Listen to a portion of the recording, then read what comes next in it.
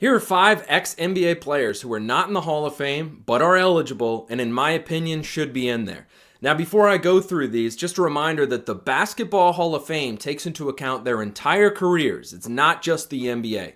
The first one is Glenn Rice. He was a superstar college player who won a title in 1989 with Michigan while scoring the most points ever in an NCAA tournament run, a record that still stands.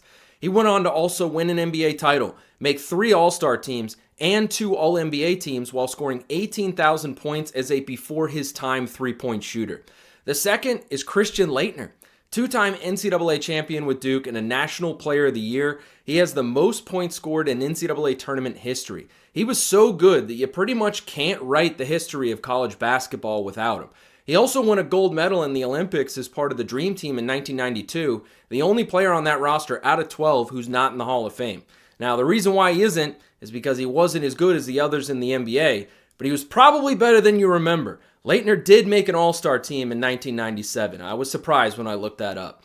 Number 3 is Antoine Jameson. He was the National Player of the Year at UNC, went to 2 Final Fours, and had his jersey retired by one of the best programs in college basketball. He then became a 2-time All-Star in the NBA, won the 6th Man of the Year award, and he is the only player in NBA history who had at least 20,000 points and 8,000 rebounds, and is eligible for the Hall of Fame and isn't in it.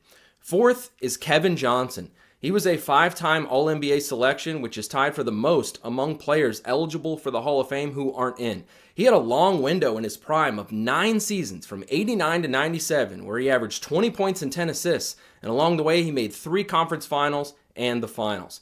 And finally, number 5 is Shawn Marion. He was a 4-time All-Star and 2-time All-NBA selection who was one of the best players on a title team, the 2011 NBA champion Mavericks.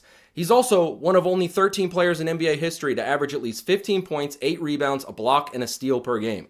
Now, he's got the fewest accolades of anyone on this list, but I think it could someday be a Tim Raines-like situation where he becomes more appreciated when people look back and realize the way he played and the versatility he had was before his time. So who did I miss? Let me know in the comments.